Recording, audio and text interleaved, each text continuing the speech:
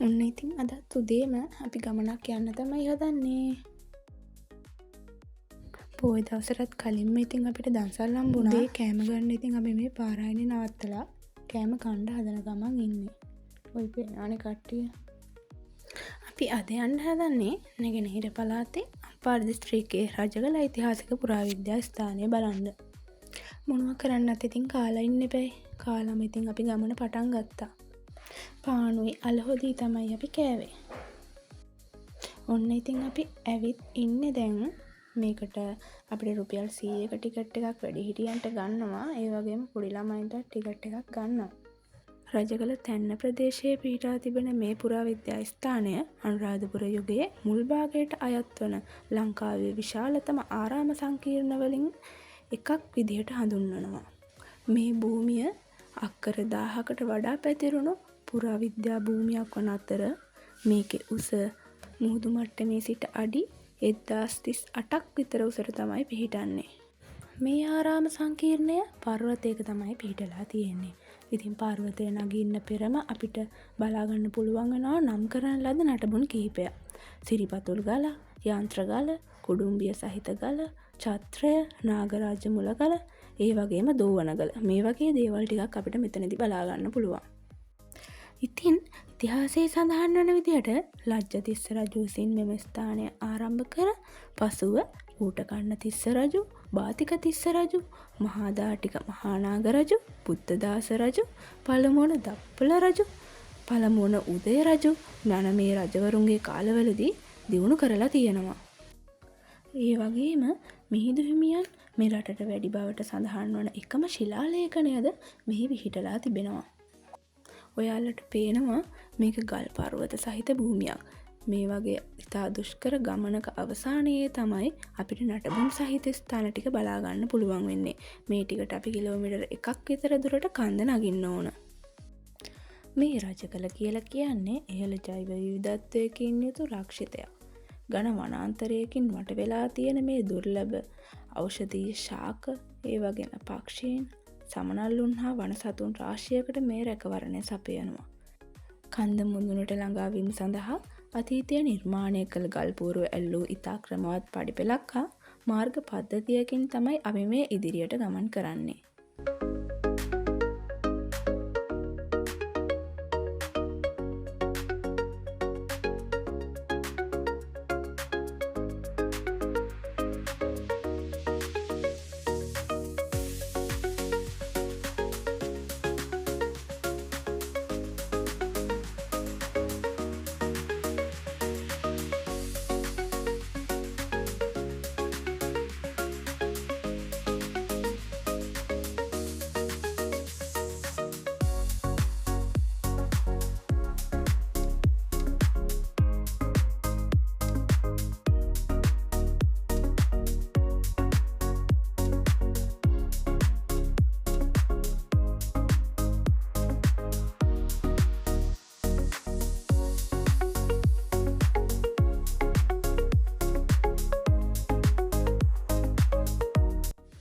ඔන්න බලන්නකෝ අපේ කිරි අම්මා තමයි මුලින්ම නගින්නේ. ඉස්සර මිනිස්සු කාපු කොස් දෙල්වල බලය තමයි ඉතින්. අමාරුවෙන් බෑ බෑ කියා එක්කන් ආපු කිරි අම්මා තමයි ඔක්කොටම කලින් නගින්නේ.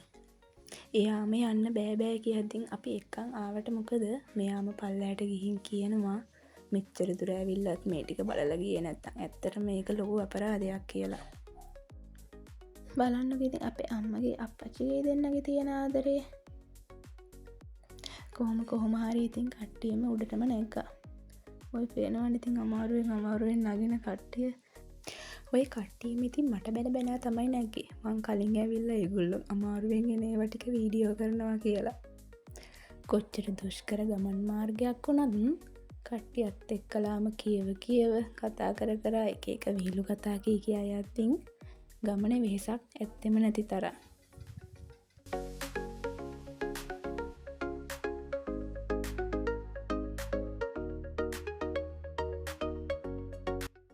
ඔන්න ඉතින් බෑග් එකක්වත් බේරගන්න බැරි සෙට් එකක් හම්බුණා. අම්මෝ මෙයාලගෙන් බේරුනේ බොහොම අමාරුවෙන්. අපි ආයෙත් කතාවට එමු. ගිරිකුම්බීල තිස්ස පබ්බත විහාරය රාස්සහෙළ, අරියගල විහාරය, තිස්ස පබ්බත ආදී නම් වලින් මෙම භූමිය හඳුන්වලා තියෙන බවට දීපවංශය හා මහාවංශ ආදී ග්‍රන්ථවල සඳහන් කරලා තියෙනවා.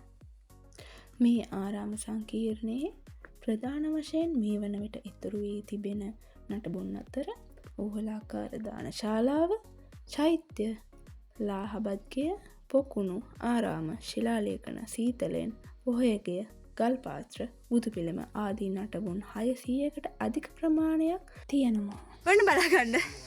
අපේ කට්ටිය හැටි බලමු. ඔන්න මම කකුල් පාදට දාගන්න.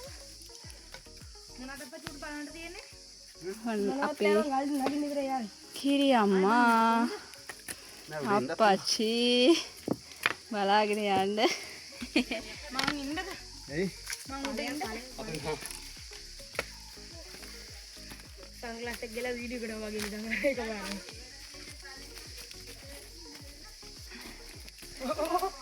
අමයි ජමරු කන්නේ. බයි බයි. කිරියා මණ යන්නේ අප්පා. හා.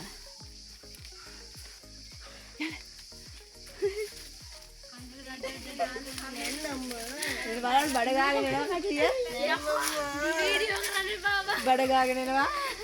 අනේ මේ බඩ ගානවා. බඩ ගෑමේ සංග්‍රාමය. වාසනාවට බඩ ගන්න. ආන වාසනාවට බඩ ගන්න. වාසනාවක් තියෙන්නේ. වාසනාවක්. අනේ දෙයියනේ. දැන් එතන ලිස්සන. පොළ ලිස්සලා වැටෙනවා. අනේ කෙල්ලේ මොකද ඉන්නේ බා. මෙයා මොනවා කරන්නද අයියෝ. රෙදි කරේ අපෝ. රෙදි කරේ නම් දෙය රෙදි ඉල්ලේ. YouTube එකට දාන්නේ. ඈ YouTube එකට දාන්නේ ඔය. YouTube දාන්නේ බාබා. පොඩයිද දෙන්නේ.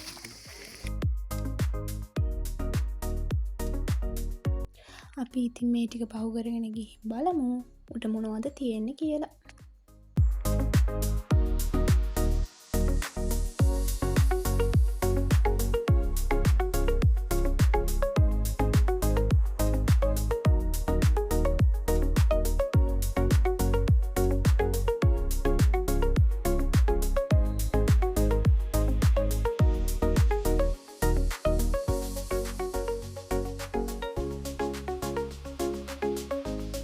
අපි දැන් නටබුන් තියෙන තැනට ඇවිත් ඉන්නේ.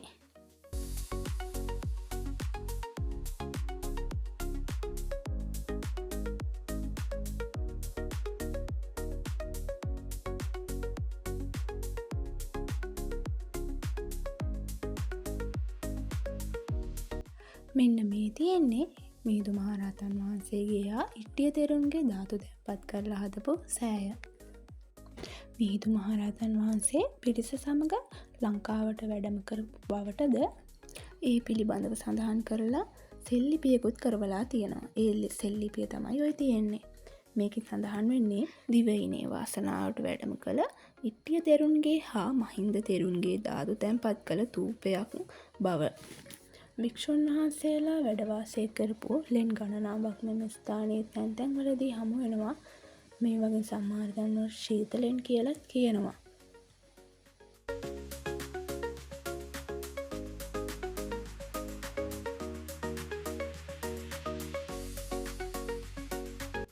මෙන්න මේ ලෙන අපිට කුඩලෙන විදියට හඳුන්වලා දීලා තියෙනවා. මේ ගල්ලෙන කටාරන් සහිතව නිම කර වූ කුඩයක් ආකාරයක හැඩයක් ගන්නා නිසා මේකට කුඩලෙන කියලා කියනවා. භික්ෂුන් වහන්සේලා භාවනායෝගීව වැඩ සිටි ලෙන් 100 ගාණක් මේකේ තියෙනවා. මේ ඇතැන් ලෙන් වල ඇතුළත කාමර, මුළු තැන් ගෙවල් වැනි කොටස්ද වෙන් කරලා තිබුණු බවට අපට සාධක හම් වෙනවා.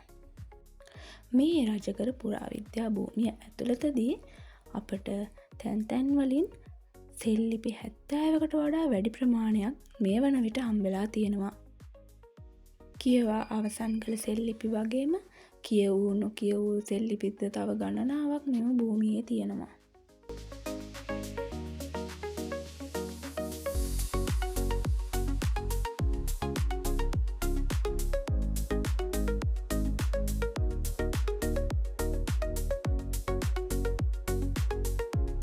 අනුරාධපුරයේ අගභාගයේදී ජනප්‍රිය වූ කන්දක් මුදුනේ මධ්‍යගතව කෙරෙන සැලසුම් කරණයට අනුව ඒ කියන්නේ පබ්බත විහාර සංකල්පයට අනුව තමයි මේක ගොඩනැගිලි නිර්මාණය කරලා තියෙන්නේ. ප්‍රධාන මළුව වටා චෛත්‍ය, බෝධිඝරය, පටිමාඝරය හෙවත් පිළිමගය සහ උපෝසථඝරය කියන අංග 4ම මේකේ තියෙනවා. දීර්ඝ කාලයක් තිස්සේ වනාන්තරයෙන් වැහිලා තිබුණ මේ රජකළ භූමිය ක්‍රමවත්ව මතු කර ගැනීම සඳහා කැණීම් හා සංරක්ෂණ ව්‍යාපෘතියක් ක්‍රියාත්මක කරලා තියෙනවා. මේක ආරම්භ කරලා තියෙන්නේ මේ මෑතකදී. මේ ගොඩනැගිලිවලදී අපිට චන්තාගරයක් හම් වෙනවා. භික්ෂූන් වහන්සේලාට අදාළ උවටන් කිරීම සඳහා මේ ගොඩනැගිලි යොදාගෙන තියෙන බවට පැහැදිලි වෙනවා. ඉතින් අපිට තව හම් වෙනවා දානශාලාව. මේ ගොඩනැගිල්ල දානශාලාවක් කියලා නිශ්චිතවම තහවුරු කරගන්න පුළුවන් එකම විශේෂ සාක්ෂිය තමයි මෙන්න මේ ඔරලෝසුව. මේ ඔරලෝසුවේ මැද තියෙන සිදුරෙන් අඩි 10ක් විතර උස දණ්ඩක් ගහලා ඒකෙන් වැටෙන හේවණල්ලෙන් තමයි වෙලාව බලලා තියෙන්නේ. අපිට ඊළඟට හම්බෙන්නේ ගල් පාත්‍ර දෙක. කඳු මුදුනේ ඉඳන් ගලාගෙන එන පිරිසිදු ජලය ගල් පිහිල්ල මගින් පල්ලෑට ඇවිත් තමයි මේ ගල් පාත්‍ර දෙකට වැටෙන්නේ. භික්ෂූන් වහන්සේලාගේ පරිශීලනය සඳහා පානීය ජලය එක් කරගන්නට ඇති බව තමයි අපිට පෙනී යන්නේ. ඉතින් මේ පාත්‍රවල ඇති ජලය අපවිත්‍ර නොවන්නට වහලයක් සකස් කර තිබූ බවටද මේකෙන් සාක්ෂි පේනවා. සාමාන්‍යයෙන් ලංකාවේ දක්නට නොලැබෙන විදිහට කරවපු චෛත්‍ය දෙකක් අපිට මෙහිදී දැක ගන්න පුළුවන්. මේ කුඩා චෛත්‍ය ලංකාවේ නිර්මාණය වූ මුල් කාලීන චෛත්‍ය ආකෘතිවලට අනුව නිර්මාණය වුණ බව තමයි අපිට පේන්නේ. චෛත්‍ය මුදුනේ කොත් කැරැල්ල, හතරස් කොටුව, දේවතා කොටුව වෙනුවට මේකේ පිහිටලා තියෙන්නේ ඡත්‍රයක්, ඒ වගේම යූප දණ්ඩක්. මෙන්න මේ ස්ථානය අපිට බෝධිඝරයක් විදියට නම් කරලා තියෙනවා. හිටි බුදු පිළිමයක් විදියට නම් කරලා තියෙන මේ බුදු පිළිමය පර්වත තලයේ සිරස් අතට බුදු පිළිමයක් නෙලන්න පටන් අරන් තියෙනවා. ඒකේ මූලික හැඩය පමණක් මතු කරගෙන තිබියදී වැඩ නතර කරලා දාලා තියෙන බවට අපිට පේනවා. මේ පිළිමය තාමත් ප්‍රධාන පර්වතයෙන් වෙන් කරලා නැහැ. ඒ කාලේ සිද්ධ වෙච්ච මොකක් හරි සතුරු ආක්‍රමණයක් හරි එහෙම නැත්නම් රටේ ඇතිවෙච්ච හදිසි දේශපාලනික අස්ථාවරභාවයක් වගේ මොකක් හරි හේතුවක් හින්දා තමයි මේකේ වැඩ නතර කරලා තියෙනවා කියලා හේතු වෙලා තියෙන්නේ.